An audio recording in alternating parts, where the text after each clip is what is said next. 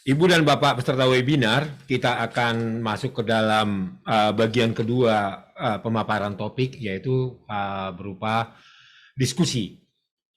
Ibu dan Bapak, di sini sudah ada beberapa pertanyaan yang nanti akan saya bacakan. Tapi sebelumnya, saya sangat tertarik tadi dengan pengembangan usaha atau binaan Bank Indonesia. Ini luar biasa ini Pak Surya Alamsyah. Terima kasih kita ucapkan pada Bank Indonesia yang ternyata tidak hanya mengurus masalah moneter saja ya Pak ya, tapi masuk ke dalam hal-hal yang praktik. Saya berharap Pak Surya Alamsyah, pertanyaan pertama ini dari saya Pak ke Pak Surya Alamsyah sebelum nanti ke Bapak-Bapak yang lain.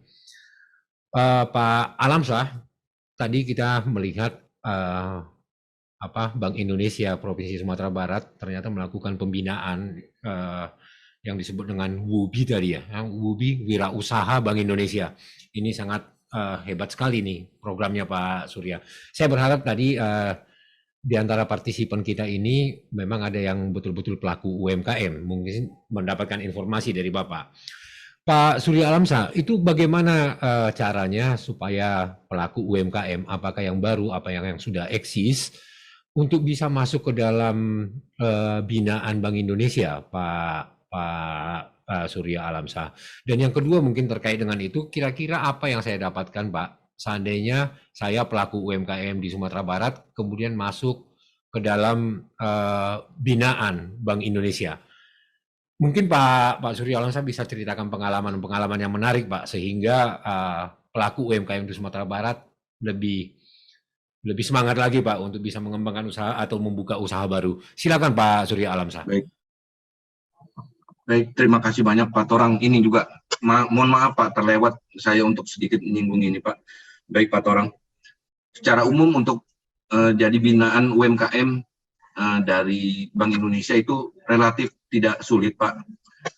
Untuk UMKM yang sifatnya badan usaha itu sebetulnya kami membutuhkan yang pertama adalah keterangan mengenai tempat kegiatan usahanya Pak. Kami sangat mengharapkan mungkin ini bisa juga sebetulnya kolaborasi Pak. Katakanlah umpama ada binaan dari pajak, kita bisa berkolaborasi dengan binaan dengan Bank Indonesia, bagaimana kita bersama mendorong pembinaan tersebut. Namun memang sebelum kami melakukan pembinaan tersebut, kami butuh kejelasan mengenai kegiatan tempat usahanya Pak. Jangan sampai nanti ternyata tanah tersebut bermasalah dan itu juga akan sedikit merepotkan kita di kemudian hari Pak. Lalu juga untuk badan usaha itu kami sebetulnya butuh surat keterangan dari pemerintah daerah bahwa memang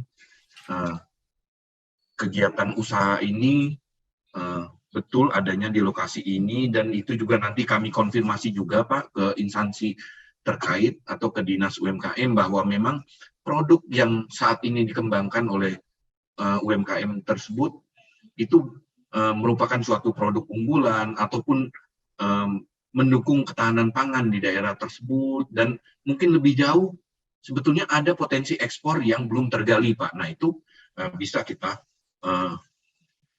kita ini Pak, kita tindak lanjuti Pak. Nanti juga itu tidak ada biaya sama sekali, tapi yang penting itu Pak. Nah sementara untuk UMKM binaan yang di UBI tadi Pak Torang, itu biasanya kami mengumumkan informasinya secara terbuka. Jadi bagaimana kami mencoba merekrut UMKM yang mungkin tidak hanya, sebetulnya UMKM-nya sudah bagus Pak, cuma mungkin ada masalah kedisiplinan, ada masalah mindset-nya. Nah itu yang perlu kami ubah Pak. Memang di UBI ini setahu kami Pak, tidak hanya diberikan bagaimana mengelola akses keuangan, tapi juga mereka mencoba mendisiplinkan diri, mencoba berpikir secara positif untuk memperoleh untuk lebih bertahan hidup dengan kondisi yang ada Pak. Ini sedikit cerita Pak, bahwa UBI itu di awal memang selain seleksi administrasi, nanti yang tersaring di program UBI pada tahap awal itu biasanya ditempatkan di suatu daerah, mereka hanya di drop daerah itu tanpa adanya uang atau handphone Pak. Jadi gimana caranya mereka harus menghasilkan uang sampai dengan sore hari dijemput nanti, atau mungkin berapa hari kemudian dijemput. Itu gimana mereka bisa bertahan dengan baik. Lalu juga nanti untuk kedisiplinan biasanya kami bekerja sama dengan uh, aparat Pak, baik itu mungkin biasanya sih aparat militer Pak ya. Bagaimana kita memberikan apa ya Pak, memberikan apa ya kedisiplinan secara gimmick lah Pak untuk UMKM ini agar mereka lebih survive, lebih disiplin terhadap komitmennya sendiri Pak. Nah pada tahap akhir mungkin baru kami beranjak kepada pengelolaan keuangan dan usahanya Pak Toran, bagaimana mereka sebetulnya bisa lebih fokus untuk pengembangan UMKM-nya Pak. Dan itu biasanya nanti kami akan ikutkan di dalam pameran-pameran untuk melihat bagaimana perkembangan UMKM di daerah lain, dan mereka punya kewajiban untuk mengajarkan bagaimana menjadi UMKM yang lebih baik kepada UMKM di sekelilingnya Pak Toran. Nah mungkin demikian Pak Torang sedikit informasinya Pak, mudah-mudahan ini bermanfaat dan mendorong rekan-rekan UMKM untuk kita bisa bersinergi dengan lebih baik ke depannya Pak. Terima kasih Atau Pak mungkin Torang. Pak Surya Alamsyah bisa kisahkan, mungkin ada success story Pak yang bisa dibagikan ke kita Pak.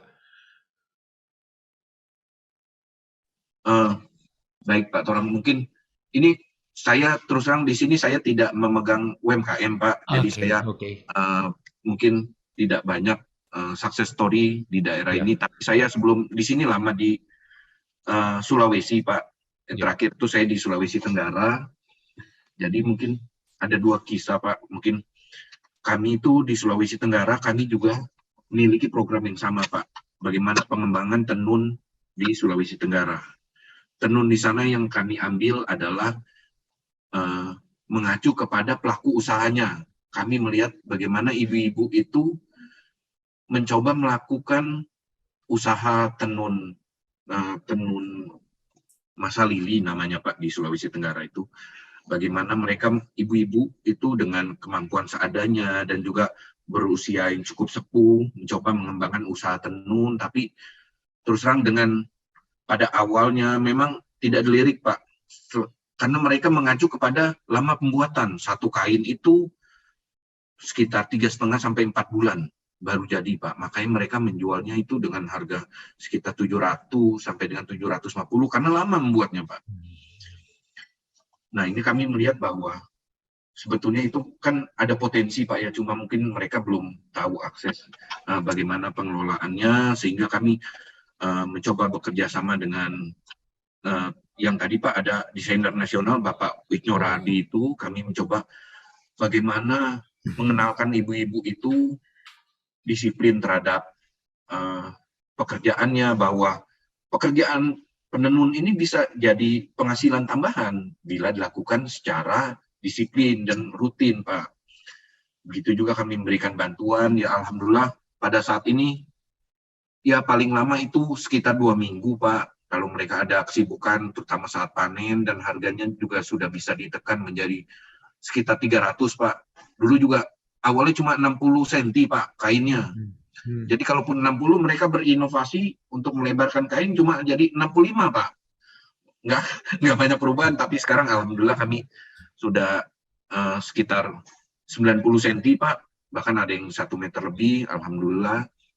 Begitu juga mungkin success story lain itu ada kelompok peternakan Pak di Sulawesi Tenggara lagi nih Pak.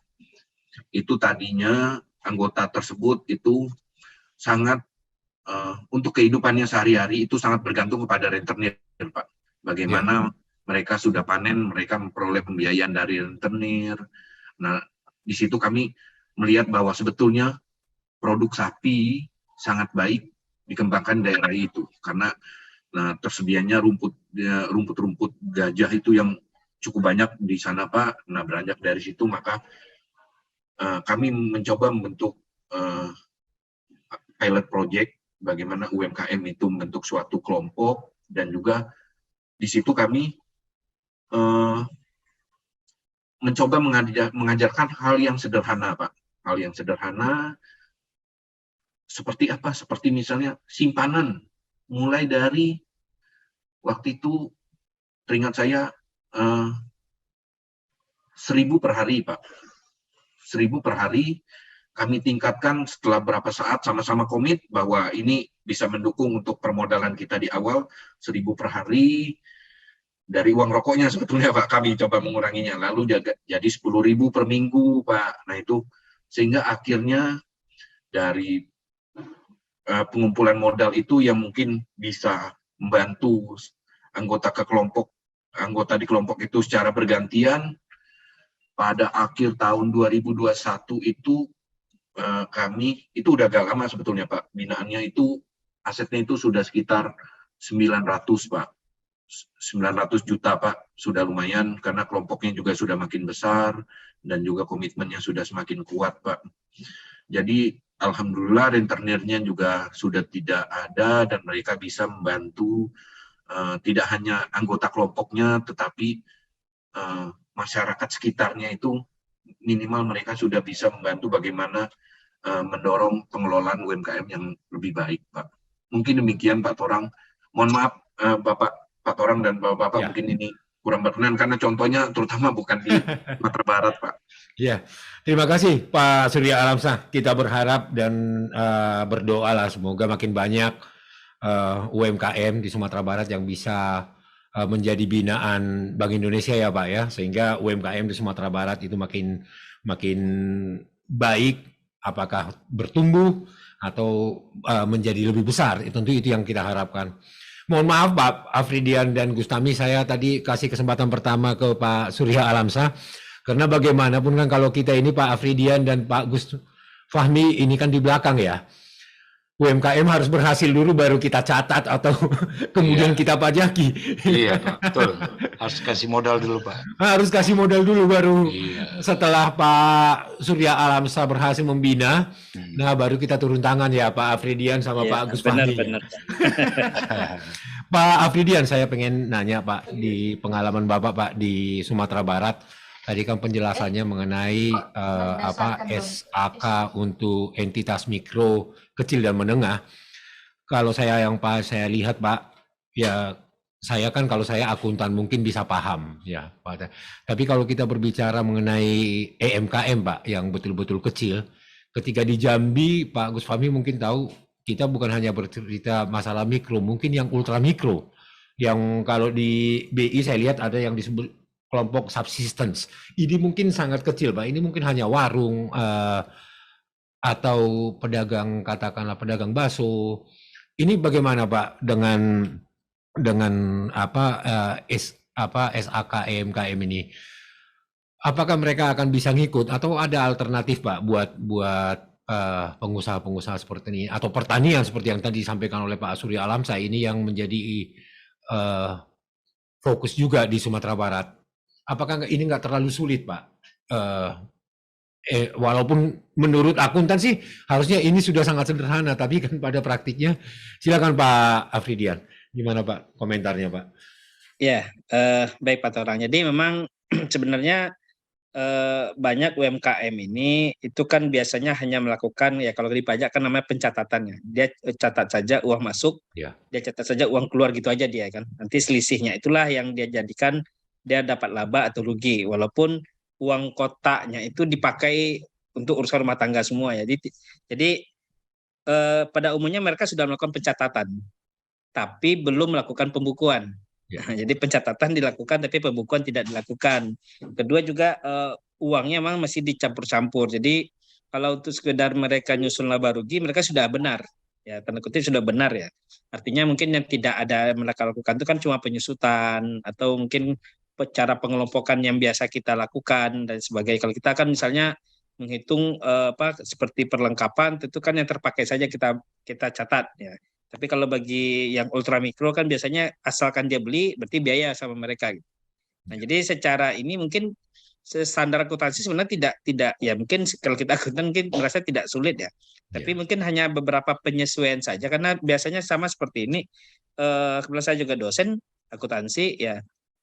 memang rata-rata tugas akhir mahasiswa kita itu temuannya cuma rata-rata itu hanya masalah penyusutan, kemudian juga pengakuan penyesuaian yang tidak dilakukan itu aja. Ya, tapi secara umum sudah mereka lakukan untuk laporan laba ruginya. Sedangkan untuk neraca ya relatif memang tidak ada UMKM yang menyusun ya, karena mungkin faktor kebermanfaatan bagi mereka sebenarnya.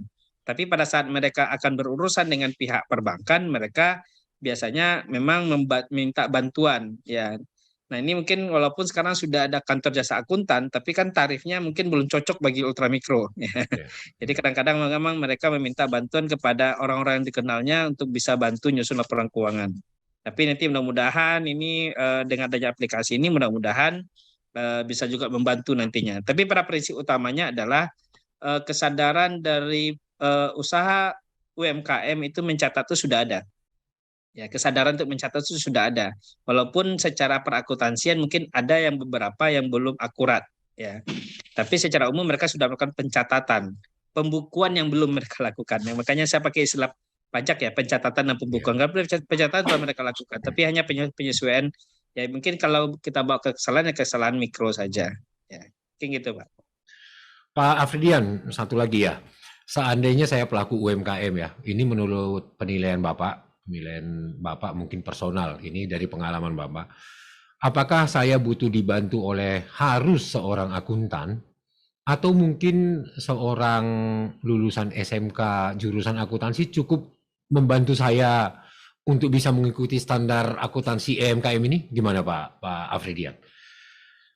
Ya, kalau dia itu usaha ultramikro, Pak ya. Kalau saya memang mengumpulkan ultramikro, walaupun di peraturan nggak ada ultramikro bahasanya.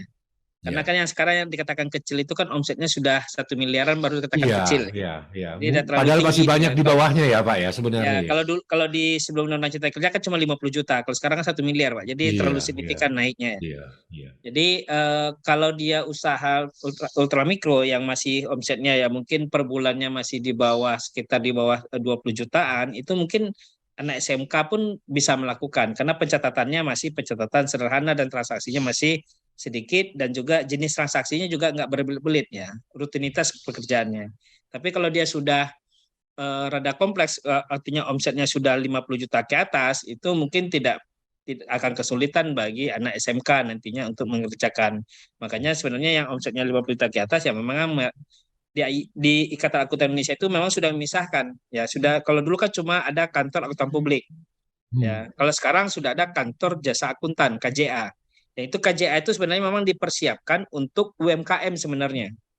Ya, jadi karena mereka bisa membantu nyusun kompilasi laporan keuangan, memperbaiki sistem perusahaan dan lain sebagainya. Tapi yang tidak dilakukan oleh kantor jasa akuntan itu kan mengaudit. Ya, jadi nanti kalau mungkin simpulannya ya secara ini kalau yang 50 juta ke atas omset per bulannya mungkin mereka memang butuh yang namanya kantor jasa akuntan. Kenapa? Karena biasanya karena mereka tidak melakukan pencatatan dengan baik, mereka akan bermasalah di pajak rata-rata ya. Intinya memang berakhir ke pajak, Pak. Lebih banyak jadi temuan-temuan. Tapi di bawah 50 insya Allah kalau anak-anak SMK selesai sama dia, Pak. Baik, terima kasih Pak Afridian buat Ibu dan Bapak pelaku UMKM, khususnya yang di sektor ultramikro yang kita sebut tadi itu mungkin pengalaman Pak Afridian itu bisa dipakai kalau omset kita belum terlalu besar dan sistem pembukuan kita transaksi kita belum kompleks, barangkali Ibu dan Bapak pelaku UMKM cukup menyewa katakanlah atau mempekerjakan seorang lulusan SMK supaya kosnya mungkin tidak terlalu besar ya Pak Afridian ya, tapi tujuannya bisa dicapai. Baik, selanjutnya saya akan bertanya kepada Pak Gus Fahmi. Ini ada pertanyaan dari Bapak Yufrizal. Izin bertanya, entitas berbadan hukum CV semula melakukan pembukuan sebagai UMKM karena omset di bawah 4,8 miliar di tahun 2018. Namun seiring dengan bertambahnya omset di tahun berikutnya melebihi 4,8. Apakah harus menghitung pajak tahunan memakai SAK UMKM atau SAK umum? Oh, ini bisa juga nanti kita ini ke Pak Afridian ya. Pertanyaan kedua, apakah ada batasan omset untuk mewajibkan wajib pajak untuk menjadi PKP? Saya kira ke Pak Gus Fahmi dulu ya. Nanti mungkin bisa ditanggapi juga Pak Afridian. Silakan Pak Gus Fahmi. Kalau badan dia wajib pembukuan, Pak. Ya, wajan sudah tidak mungkin ya kalau badan. Badan itu apa aja? Mulai dari CP, firma, PT, yayasan, koperasi, ya apapun. Dalam undang-undang semua yang berbentuk badan itu masuk semua di situ. Yayasan, firma, semua harus pembukuan. Nah, jadi kuncinya pertama, semua badan harus pembukuan. Nah, pencatatan ini hanya dimungkinkan untuk wajib pajak orang pribadi yang omsetnya di bawah 4,8. Nah, itu hanya keringanan sebetulnya, Pak. Karena 4,8 ini mungkin dianggap orang-orang kecil yang tidak begitu punya waktu banyak ya, tukang bakso, tukang somai, pinggir jalan, warteg ya. Dan orang-orang ini yang dulu mungkin waktu rapat di Menteri UMKM menjelaskan, orang ini betul sibuk, tidak sempat mencatat, membuat pembukuan, maka dikasihlah, udah 0,5% aja dari omset. Nah, dulu 1%. Jadi diharapkan UMKM ini se-Indonesia ada 5 juta orang. Lalu 5 juta ini kalau bayar 1 juta, Pak, nah itu kan dapat 5 triliun. Nah, seperti itu dulu konsepnya. Jadi orang-orang ini nyumbang 1 juta sebulan, nah, dapat 5 triliun. Jadi kembali ke pertanyaan, kalau yang badan wajib pembukuan, yang orang pribadi di bawah 4,8 boleh melakukan pencatatan. Meskipun dia boleh tetap memilih, ya 4,8 saya boleh pembukuan, boleh. Ini yang sangat lebih baik. Nah, yang kedua, menjadi PKP, kebetulan angkanya sama, 4,8 miliar. Jadi 4,8 kita sudah wajib, Pak. Ini hukumnya udah wajib nih, ya, menjadi PKP. PKP artinya kita dimintai oleh pemerintah memungut PPN. Otomatis barang yang kita jual juga barang kena pajak. Walaupun kita omsetnya 4,8 tapi bukan yang dijual barang kena pajak, bukan PKP. Jadi syaratnya ada dua, barangnya barang kena pajak, omsetnya di atas 4,8. Nah, meskipun juga demikian, omset di bawah 4,8 boleh juga menjadi PKP kalau merasa ini kita merasa perlu ya, supaya kita dianggap bonafit ke perusahaan, ya kan? Orang punya PKP itu dianggap bonafit, identitasnya jelas, ya kan, terukur, ya kan, punya jaminan. Nah, boleh juga menjadi PKP. Jadi, seperti itu, Pak. Oke, terima kasih Pak Gus Fahmi. Jadi Ibu dan Bapak, tadi sudah saya ulang sedikit ya, biar ini. Kalau Bapak Yufrizal itu berbentuk badan hukum CV, maka Bapak wajib pembukuan. Tidak diperkenankan untuk melakukan pencatatan dalam hal pelaporan perpajakan. Yang kedua, ada batasan 4,8. Di atas 4,8 miliar per tahun Bapak harus menjadi PKP. Tapi di bawahnya pun seandainya Bapak berkeinginan untuk menjadi PKP, itu diperbolehkan. Kira-kira gitu ya Pak Gus Fahmi ya? Betul, Pak. Pak Afridian, itu gimana Pak tadi? Kan kita punya ada 3 SAK ini ya sekarang ya. Mungkin kalau ikut syariah mungkin ada 4. Ada SAK EMKM, etap, terus yang SAK umum. Nah kalau saya entah karena apa omset saya berkembang sehingga yang tadinya saya diperkenankan menggunakan SAK EMKM, tiba-tiba apakah saya wajib pindah langsung ke SAK etap lah katakan Pak Afridian. Silakan Pak. Ya, terima kasih Pak. Jadi pertama yang memakai SAK EMKM ini kan tadi di awal ya. Dia memenuhi pertama dia bukan akuntan publik, dia memenuhi kriteria dari UMKM dan memang telah 2 tahun berturut-turut dia sudah memang termasuk kategori UMKM ini sendiri. Jadi artinya ketika masih terpenuhi 2 definisi di atas, maka dia masih menggunakan standar akuntansi ini. Karena ini standar akuntansi ini penting nantinya pada saat mereka ingin menyusun laporan keuangan dan untuk mendapatkan opini audit dari kantor publik nantinya, karena kesesuaian dengan standar akuntansi itu yang pertama. Jadi ketika nanti dia berpindah menjadi etap, ya tentu dia harus bergeser ke etap ya, karena tidak lagi terpenuhi, dia termasuk kategori ruang lingkup yang diatur. Kemudian yang kedua, apakah bisa langsung dari SAK etap itu ke pajak? Nah, ini pajak ini kan punya aturan sendiri masalahnya. Ya, contoh misalnya kita punya piutang tak tertagih. Bagi kita ya kita jadikan beban.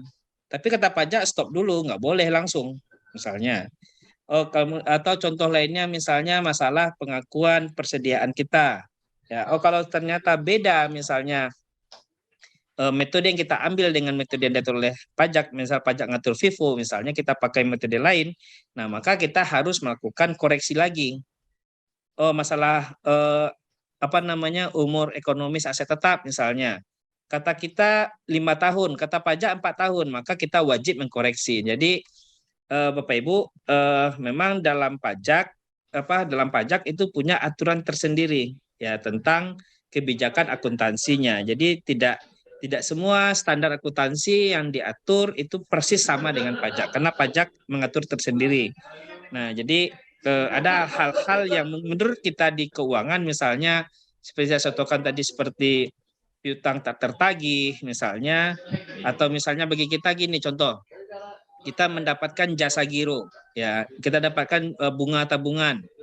Nah, bagi pajak itu nggak usah masukkan sebagai pendapatan, keluarkan dia, gitu, kata orang pajak. Nah, ini kita harus koreksi. Jadi makanya kita ada melakukan koreksi fiskal atau mengkoreksi laporan keuangan kita. Ya, jadi itu Bapak Ibu. Nah, ini syukurnya ya karena memang agak rumitnya orang melakukan koreksi dan sebagainya, makanya dengan adanya PP tentang UMKM itu, ya pajak UMKM itu hanya dihitung dari Omset, kepalanya saja, dari ya. omsetnya saja.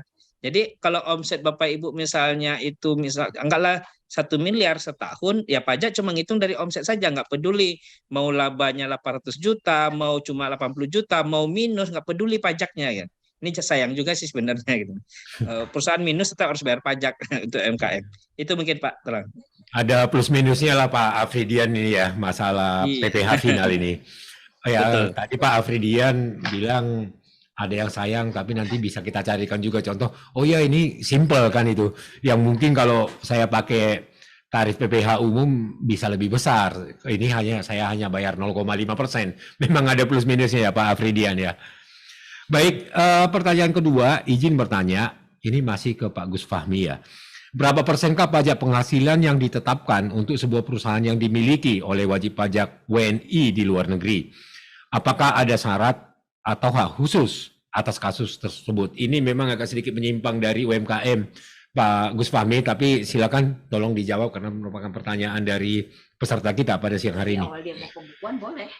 Ya.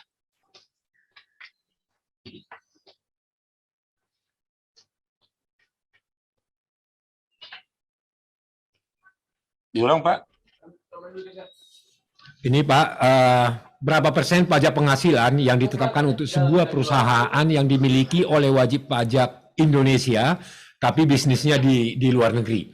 Oh iya. Memang ini jadi pajak internasional Oh, jatuhnya, tapi Bapak jawab aja dulu ya Pak. UMKM tapi udah main luar negeri. Saya bacakan aja Pak ya. Jadi kita akan menganut sistem worldwide income, ya kan. Jadi penghasilan di luar negeri tetap menjadi dihitung di dalam negeri. Jadi walaupun kita punya di Malaysia, di Singapura, ya tetap dihitung sebagai penghasilan di Indonesia. Nah, nanti kalau di sana sudah dipotong PPh, apamanya ya, maka itu menjadi kredit pajak ya pasal 24. Jadi kalau WNI ya di luar negeri, tapi WNI ini maksud saya ini WNI memang wajib pajak dalam negeri nih, ya. Ya, ini memang udah terdaftar di sini, tapi punya penghasilan di luar, dia tetap dijadikan penghasilannya dihitung di Indonesia. Kalaupun ada kredit pajak nanti dikurangkan. Nah, tapi total penghasilannya di Indonesia. Itu yang pertama. Yang kedua, kalau dia itu memiliki dividen, Pak. Nah, kalau dividen ada ketentuan dalam undang bahwa dividen ini dibebaskan, Pak. Dibebaskan atau dikecualikan dari objek pajak kalau dia diinvestasikan di Indonesia. Ya, umpamanya kita dapat dividen dari perusahaan di Malaysia sekian, maka menurut pasal 3 ya, Undang-Undang PPh, pasal 4 Undang-Undang PPh, maka dia dibebaskan selagi dia diinvestasikan. Jadi ini mendorong orang untuk berinvestasi di Indonesia. Dia tetap dibebaskan asal dia diinvestasikan. Ini di pasal 4 ayat 3 huruf F ya. Dividen yang berasal dari luar negeri dan penghasilan setelah pajak dari suatu bentuk usaha tetap yang diterima oleh wajib pajak, ya kan, sepanjang diinvestasikan atau digunakan untuk mendukung kegiatan usaha lainnya di wilayah NKRI maka dia dibebaskan dari PPh. Nah, itu bentuk tarikan dari pemerintah supaya orang mau berinvestasi di Indonesia, Pak. Jadi pada prinsipnya penghasilan di luar negeri itu tetap menjadi dihitung di Indonesia, ya seperti itu. Begitu juga penghasilan orang luar negeri di Indonesia dihitung di negaranya, tapi nanti tetap kita potong sini PPh pasal 26. Kita potong, tapi dikreditkan nanti di negaranya masing-masing. Itu, Pak. Baik Pak Gus Fahmi, saya kira cukup menjawab yang disampaikan oleh Pak Gus Fahmi. Sebelum ini saya tutup yang bagian kedua ini, saya tertarik dengan si Apik dari Pak Surya Alamsyah. Ini gratis untuk umum ya Pak Surya Alamsyah? Yang orang gratis, Pak. ya.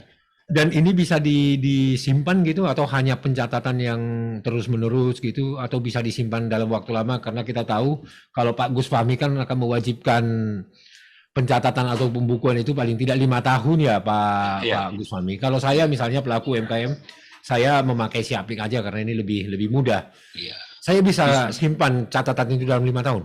Bisa, Pak. Oh, bisa ya. Iya, Pak. Tapi durasi waktunya saya kurang ingat pastinya berapa lama, Pak. Tapi bisa memang disimpan, Pak. Baik Pak Surya Alamsyah. Ibu dan Bapak peserta webinar, itu adalah pertanyaan terakhir dari kita karena waktu kita sudah selesai. Tapi untuk bagian akhir saya minta kepada para pembicara untuk membantu UMKM kita.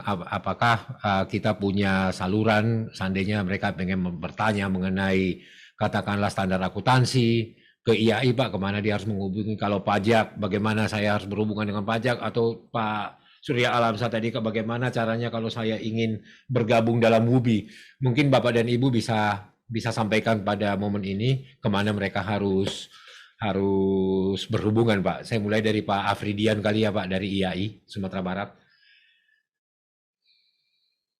Baik, terima kasih Pak. Jadi terima kasih sebelumnya nih Halo Pajak, ini luar biasa. Sebenarnya ini juga bagian dari ikhtiar kita mengingatkan sebenarnya UMKM pentingnya akuntansi dalam UMKM yang pada prinsipnya ini bukan hanya sebatas untuk memperlancar proses pencatatan, tapi juga akan bermanfaat bagi Bapak Ibu untuk perencanaan dan pengembangan bisnisnya ke depan, sehingga bisa mengetahui bagaimana kinerja keuangan perusahaannya, bisa mengetahui sudah berapa asetnya hari ini, aset bisnisnya, bisa mengetahui sumber pendapatan dari mana, biaya kemana saja, dan pada prinsipnya nanti juga mudah-mudahan pajaknya juga nggak bermasalah karena sudah menghitung pajak dengan benar ya. Mungkin itu, terima kasih sekali lagi Pak Torang, Bapak narasumber lainnya ya. Terima kasih Pak. Silakan Pak Gus Fahmi. Ada saluran yang bisa dibagikan mungkin Pak pada kesempatan ini? Ya, pertama kling pajak 1.500-200 ini bebas pulsa, Pak. Jadi 1.500-200 kling, jadi diangkat 24 jam, kecuali peraturannya lagi tidur ya. Jadi ini pertama saluran. Yang kedua, kita punya akun representatif ya.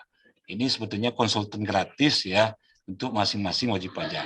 Jadi ketika kita lapor, Pak, itu ada namanya AR kita, di situ ada nama tulisannya ya. AR kita siapa? Itu yang pasti bisa dihubungi kapan kita ada kesulitan. Jadi istilah menakutkan, istilah ini itu sebetulnya menurut saya sudah tidak ada lagi, karena AR kita sudah bekerja dengan gaji yang cukup, ya, tidak ada lagi namanya peras memeras, ya, tidak ada lagi namanya niat-niat yang lain-lain, nggak ada sebetulnya.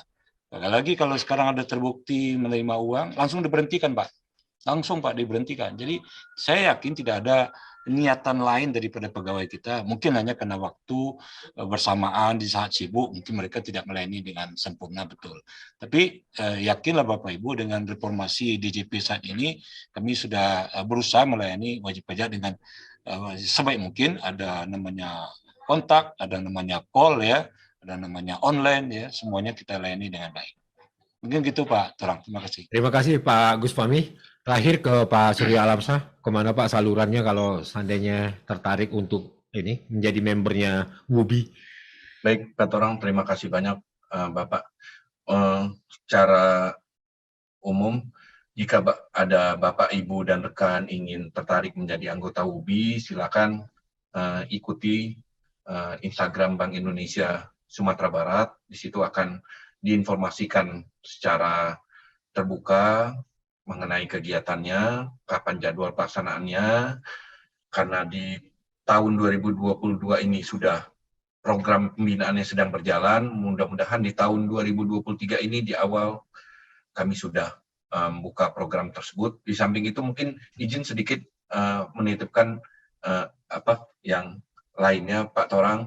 Mungkin jika Bapak dan Ibu ini terkait juga dengan laporan pajak, jika ada Bapak dan Ibu mungkin mengalami suatu kendala di dalam pelaksanaan atau penggunaan alat pembayaran, silakan Bapak dan Ibu menginformasikan kepada Bank Indonesia. Kebetulan saya juga membawahi dari pelayanan konsumen. Jangan sampai nanti ada kerugian yang ditimbulkan oleh Bapak dan Ibu sekalian, dan ini mengganggu kegiatan usaha yang dilakukan pada saat ini. Mungkin demikian Pak Torang. Terima kasih banyak Pak atas waktunya Pak. Baik, Ibu dan Bapak peserta webinar, terutama pelaku UMKM di wilayah Sumatera Barat. Dengan demikian berakhirlah bagian kedua dari webinar kita pada siang hari ini. Kepada Bapak Afridian dari IAI Sumatera Barat, kepada Pak Gus Fahmi, penyuluh pajak Kanwil DJP Sumbar dan Jambi, dan kepada Pak Surya Alamsa dari Bank Indonesia Provinsi Sumatera Barat. Saya atas nama peserta webinar mengucapkan terima kasih yang sebesar-besarnya atas sharing yang sudah Bapak-Bapak lakukan. Mudah-mudahan itu bisa memberi manfaat bagi kami pelaku UMKM, khususnya yang berada di Sumatera Barat. Terima kasih sekali lagi Bapak-Bapak. Selanjutnya saya akan kembalikan waktu dan layar kepada Bapak Sahata untuk menutup dan sekalian mengakhiri webinar kita pada siang hari ini. Kepada Bapak Sahata kami persilakan. Baik, terima kasih Pak Torang. Mudah-mudahan bisa memenuhi semua kebutuhan dari UMKM kita, meskipun waktunya sungguh singkat untuk 3 pembicara, tapi mudah-mudahan hari ke depan kita bisa lebih baik lagi untuk memberikan bantuan kepada UMKM kita. Baiklah, kepada seluruh peserta, sebelum saya ini ditutup oleh Bapak Novizar, saya akan menyampaikan kata kunci ketiga yang untuk diisi di absensi, di absensi nanti setelah ditutup oleh Pak Novizar, yaitu kata kunci yang ketiga itu IAI. Dan kami juga meminta kepada seluruh peserta untuk mengisi form absensi dari DJP dan post-test, karena memang kegiatan ini juga merupakan kegiatan resmi dari DJP, supaya teman-teman kita yang mengisi acara ini dapat membuat laporan. Dan ini hanya untuk laporan, bukan untuk tujuan perpajakan. Jadi mohon diisi, dilengkapi, supaya acara-acara kita ke depan bisa berjalan dengan baik. Baiklah, kita akan sampai di akhir acara, yaitu closing remark dari Ketua IAI Sumatera Barat kepada Bapak Dr. Andes Novizar, MPD, AKCE, KIAI. Waktu dan layar kami serahkan Pak Novizar untuk menutup acara kita. Masih di mute, Pak? Ya.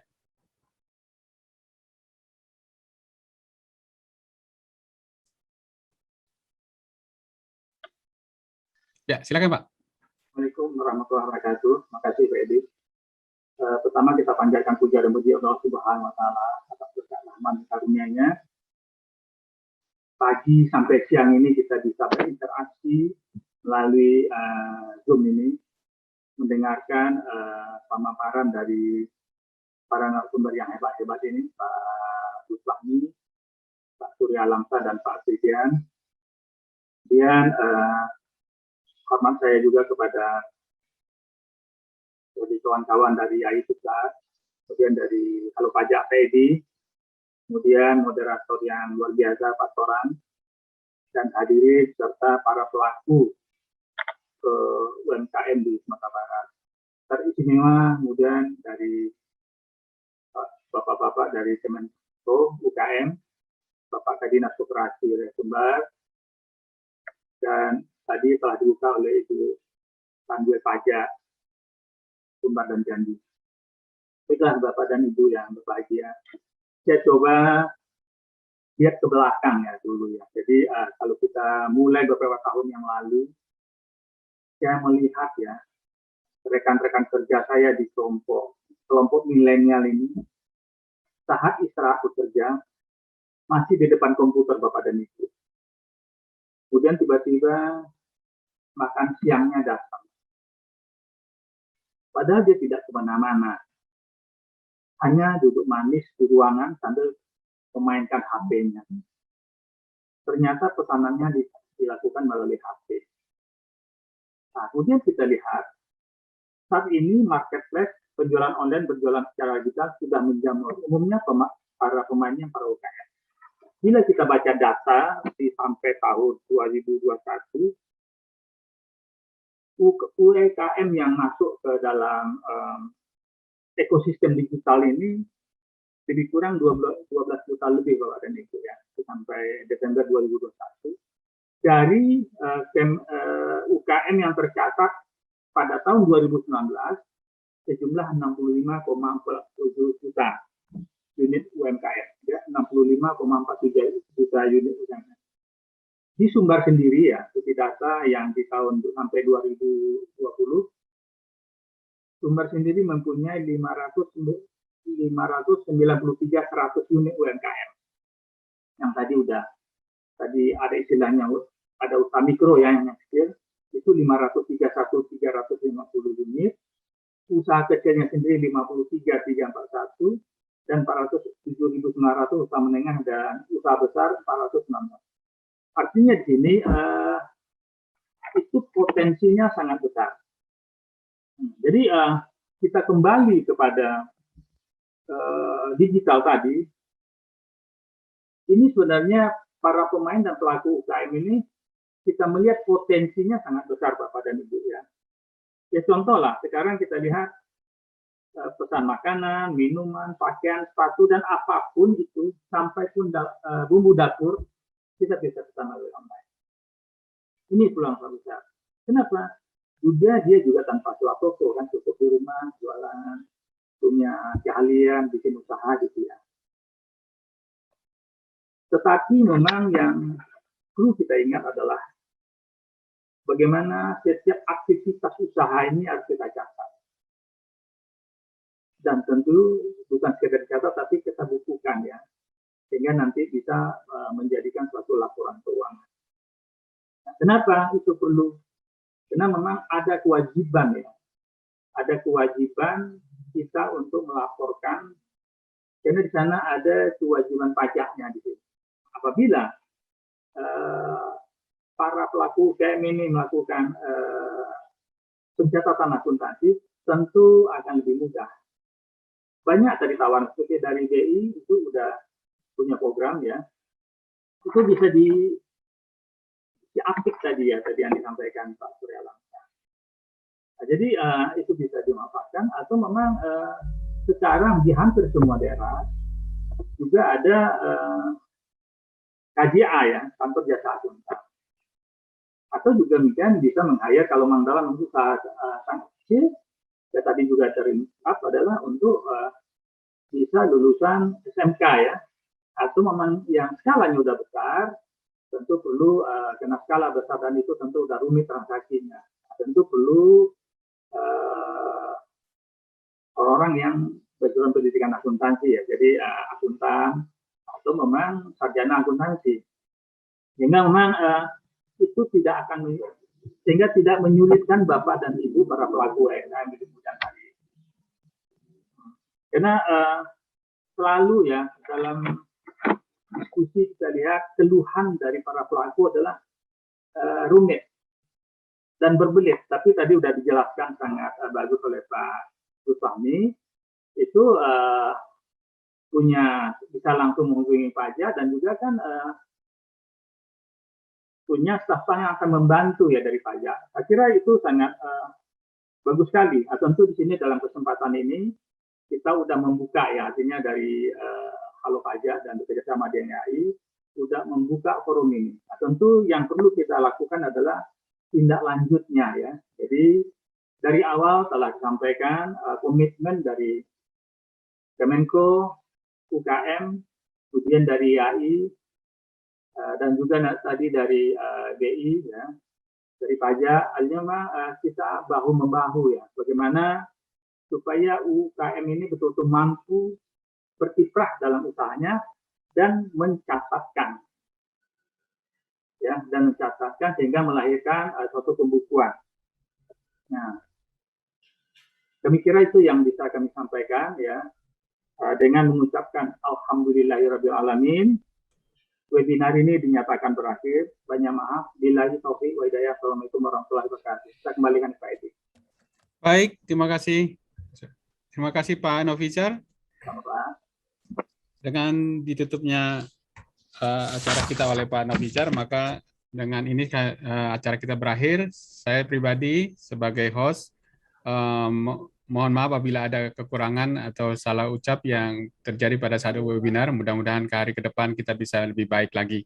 Baiklah, terima kasih kami ucapkan kepada seluruh pendukung acara kita ini, yaitu dari Kementerian Koperasi Usaha Kecil dan Menengah, Dinas Koperasi dan UMKM Provinsi Sumatera Barat, Fakultas Ekonomi dan Bisnis Universitas Andalas, Kanwil DJP Sumatera Barat dan Jambi, dan seluruh pemateri kita. Kami ucapkan terima kasih banyak. Mudah-mudahan acara kita melanjut bisa lebih baik dari yang sekarang. Terima kasih. Kami mohon pamit untuk semua. Terima kasih Pak Gus Fahmi, Pak Terima kasih Pak Alfian, Afrian, Pak Surya, Pak Surya, Fahmi, Pak Nov. Nofizar. Terima kasih. Terima kasih. Terima kasih. Saya izin live ya Pak ya.